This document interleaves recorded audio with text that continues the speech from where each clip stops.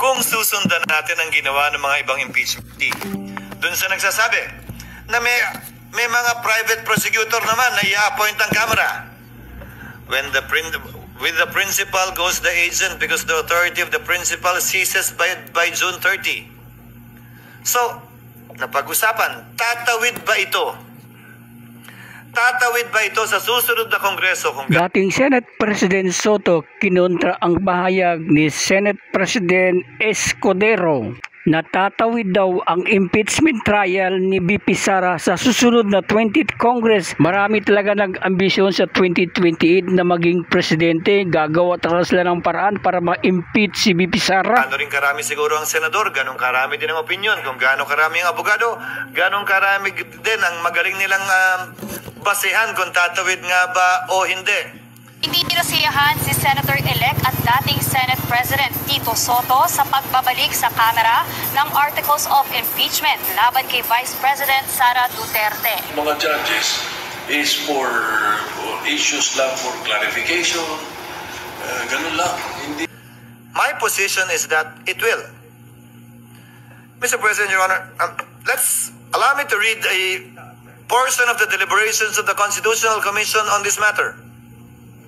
Delegate Aquino, because I would proceed, quote, from settled jurisprudence that impeachment proceedings are essentially judicial in nature, such that it follows that when the legislative chamber undertakes these proceedings, it sits as a court of justice, and therefore, it is not bound by the rules of legislative sessions.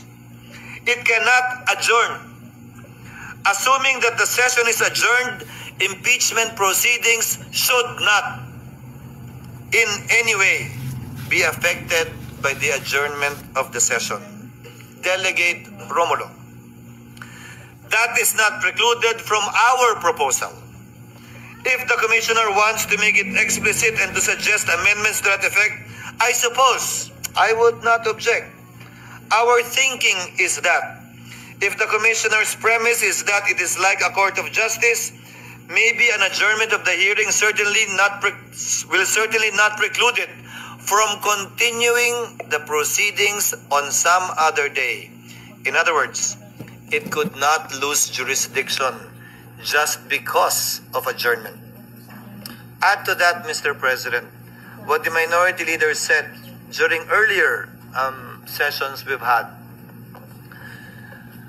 Hindi porkit pinalitan yung judge, dismissed agad lahat ng kaso at magsisimula uli. Ang prinsipyo pa ng batas na nagsasabing anumang sinimulan, dapat lamang tapusin. Plus ang president natin kaugnay sa SET na tumatawid yung kaso sa SET bagaman nagpalit ng Kongreso, bagaman nagpalit ng mga miyembro ng Senado at maestrado ng Korte Suprema. Now, allow me to state a few more things before I yield the floor. Mr. President, Congress, in my mind, compliances need to be made in order for this to be done. As a last point, Mr. President, Your Honor, oo nga po at marami nagpapayag na opinion at maraming sinasabi laban sa Senado at higit pa sa sinumang miyembro ng Senado laban sa inyong lingkod. But I consider that as part of the burden of leadership, Mr. President, Your Honor. Bahagi yan ng trabaho bilang tagapangulo ng Senado na balikatin kung anumang pagsubok, anumang pasanin, anumang patutsada na ibabato sa Senado o sa tagapangulo ng Senado kaugnay ng ginagawa o di nito ginagawa. Pero alalahanin din sana ng ating mga kababayan, bagaman karapatan nilang sabihin at magsabi ng kanilang nasa sa loob, tulad ng paggalang na ginagawa natin sa mga nagpapahayag ng kanilang opinyon sa labas lamang ng Senado. Para po sa akin, lahat po ito ay welcome at respetado ko dahil sa isang demokrasya, importante ang malayang pagpapahayag ng opinyon.